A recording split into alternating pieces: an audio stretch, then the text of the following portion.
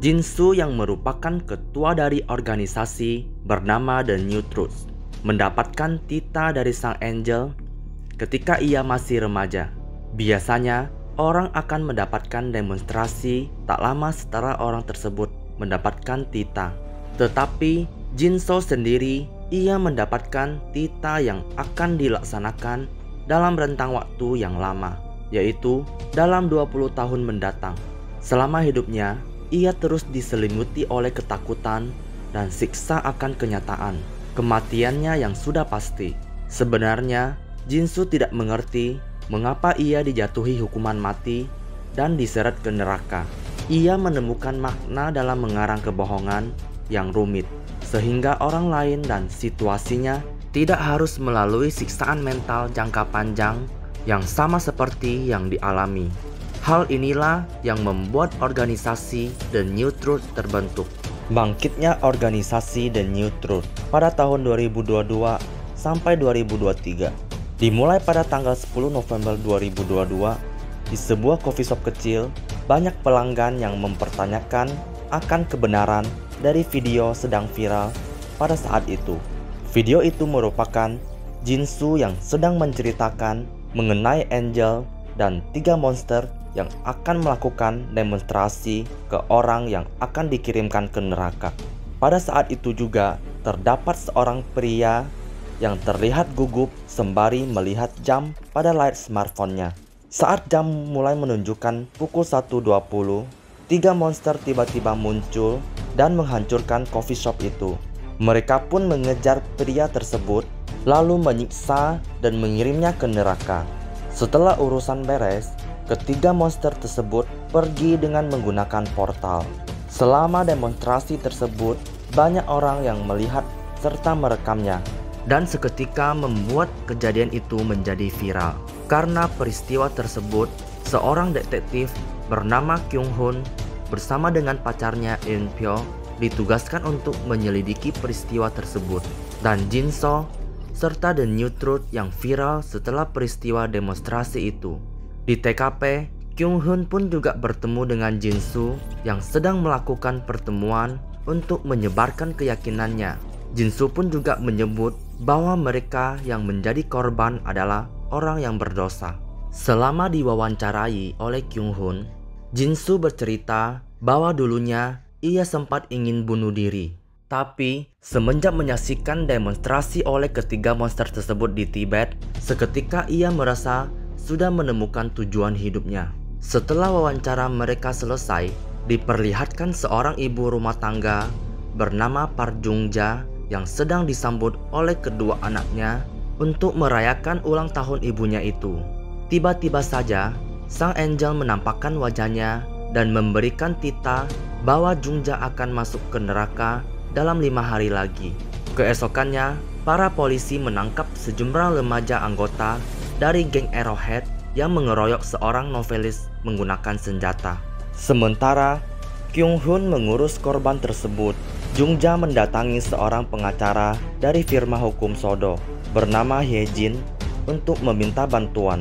Jung-ja berkata bahwa sebelumnya ia sudah menerima tawaran dari Jinsu untuk melayangkan eksekusi dari Jung-ja secara live streaming, dan Jinsu pun akan memberikan uangnya sebesar 3 miliar won atau setara dengan sekitar 36 miliar rupiah. Ia menerimanya demi kedua anaknya. Lalu keesokannya, Kyung Hoon, Hye-jin dan juga Jinsu pergi menuju rumah Jung-ja untuk mendatangi surat perjanjian antara Jung-ja dan pihak The New Truth. Di situ pula Jinsu menghakim bahwa alasan Jung-ja masuk neraka adalah karena kedua anak Jung-ja tidak memiliki sesosok ayah. Kabar akan berita live streaming kemarin Jung-ja pun tersebar luas, dan salah satunya adalah Arrowhead. Saat Arrowhead sedang melakukan live streaming, seorang viewer membocorkan data pribadi milik Jung-ja yang ternyata viewer tersebut adalah Eun Pyo yang juga seorang pendukung Arrowhead.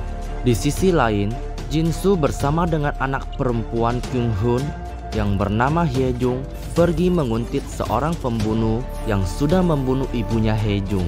Mereka berdua menculiknya lalu dengan kejamnya membakarnya hidup-hidup. Bukannya merasa ngeri, Hyejung malah menangis sambil tersenyum melihat pembunuh ibunya tersebut dibakar. Karena data pribadi Jungja sudah tersebar luas di media sosial, Kyung-hun dan juga Hyejin pun bekerja sama untuk pergi membawa Jungja serta kedua anaknya ke tempat yang lebih aman.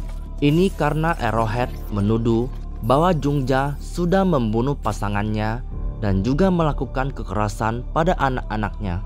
Lalu, Hyejin pun mengantar kedua anak Jungja pergi ke bandara untuk berangkat ke Kanada.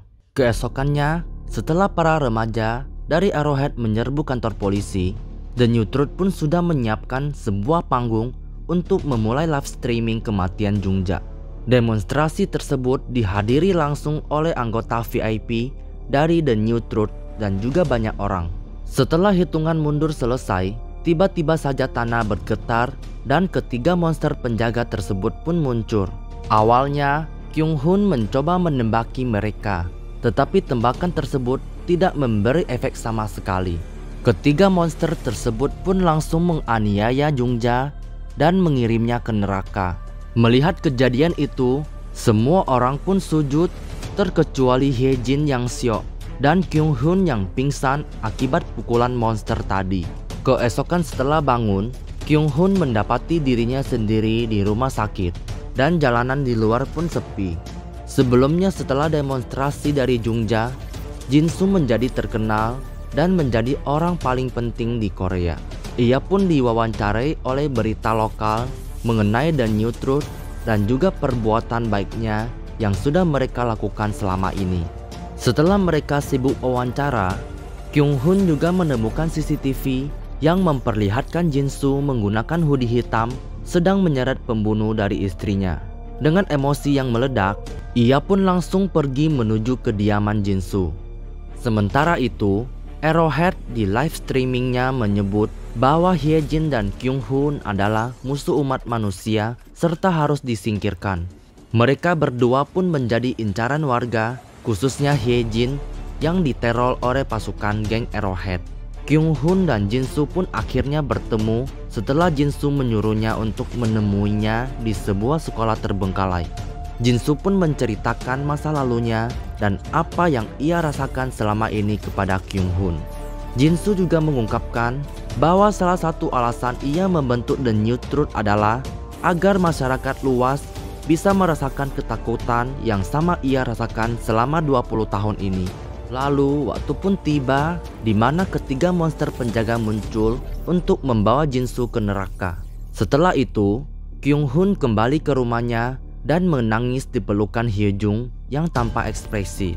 Di sisi lain, Hyejin setelah mendapatkan informasi di Intel pergi menuju kantor milik pastor bernama Jung Chil. Bukannya mendapatkan informasi yang berguna, di sini pastor tersebut mengungkapkan bahwa ia adalah penerus dari Jin-soo dan akan menjadi ketua selanjutnya.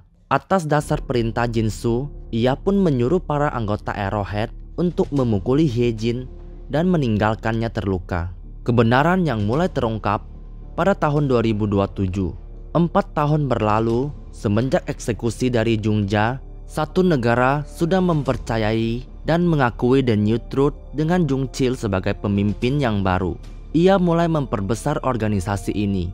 The New Truth menjadi sensasi global dengan Diakon. Yuji membantu mengirimkan pesan dari organisasi ini. Dia pun menghadiri pertemuan di sebuah stasiun siaran TV, di mana mereka memamerkan video promosi baru yang menjelaskan ideologi mereka. Di sini diperlihatkan seorang produser bernama Yong Jae yang terang-terangan membenci The New Truth di depan para pendeta yang sedang melakukan meeting. Karena hal itu, ia pun ditugaskan untuk edit ulang video promosi dari The New Truth. Saat akan mulai mengerjakannya, ia mencari partnernya dan menemukan sebuah kartu nama Sodo di meja kerja partnernya. Melihat ada alamat yang tertera di balik kartu nama tersebut, Yong Jae pun memutuskan untuk mengecek tempat tersebut. Di sana, ia bertemu dengan partnernya yang ternyata sebelumnya mendapatkan titah untuk dikirim ke neraka pada detik itu juga. Tak lama, 3 monster penjaga pun datang dan mengirimnya ke neraka. Firma hukum Sodo pun datang karena telah bersedia untuk menyembunyikan mayatnya agar tidak ketahuan oleh pihak The New Truth dan Arrowhead. Yongjae yang menyaksikan itu pun dibius, dan keesokannya yang diminta untuk merahasiakan hal ini. Pada malam itu juga terlihat bahwa Hyejin masih hidup dan memimpin firma ini. Kemudian Yongjae bergegas menuju rumah sakit karena istrinya baru saja melahirkan.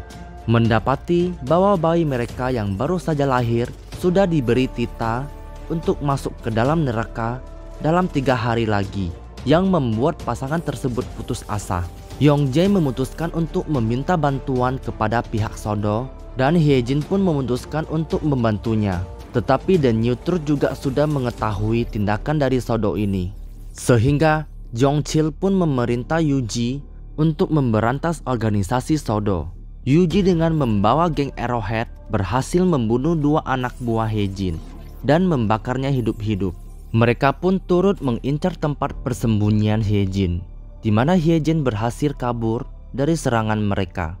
Keesokannya, saat Hyejin mengetahui bahwa Yongjae tidak bersama dengan Sohyun istrinya dan anaknya Togi, Hyejin pun khawatir, dan benar saja ternyata Sohyun membawa Togi menuju gedung The New Truth. Hyejin dan Yongjae pun langsung pergi menuju kantor The New Truth untuk menolong Togi dan Sohyun yang sudah memberitahu titah yang telah diberikan ke anaknya. Mereka pun bertarung dan akhirnya Togi beserta Sohyun berhasil diselamatkan. Mereka memutuskan untuk pergi menuju pemukiman terpencil, di mana terdapat seorang informan Sodo bernama Dongwook yang ingin membantunya. Terungkap bahwa Dongwook adalah seorang Arrowhead yang dulunya kerap melakukan live streaming, tapi sempat berhenti karena ia mendapatkan titah yang akan dilaksanakan 5 menit setelah Togi. Setelah Jongchil memanipulasinya dengan berkata bahwa dirinya adalah Mesias, Dongwook dengan menggunakan alat live streamingnya pun mulai membunuh anak buahnya Hyejin. Hyejin pun lalu memukulnya sampai ia tak sadarkan diri. Di luar, diuji dan para polisi datang menghampiri Sohyun dan Togi yang sebentar lagi demonstrasinya akan terjadi. Akhirnya, ketiga monster penjaga itu pun datang untuk memulai demonstrasinya. Tetapi Yongjae dan Sohyun memeluk erat anak mereka saat ketiga penjaga itu membakar mereka. Secara ajaib, Togi berhasil hidup. Melihat hal itu, Dongwook ingin membunuh bayi tersebut. Tapi tak lama, ketiga monster itu datang dan membunuhnya. Lalu Hyejin pun pergi dengan membawa bayi tersebut. Sementara Yuji ditahan oleh polisi karena sudah menganiaya orang tua. Di sisi lain, setelah kejadian ini, di kediaman milik Jungjae yang sudah dirubah menjadi seperti museum oleh The New Truth, tiba-tiba saja mayat dari Jungjae yang hangus itu kembali menyatu, dan seketika Jungjae pun hidup kembali. Film pun selesai.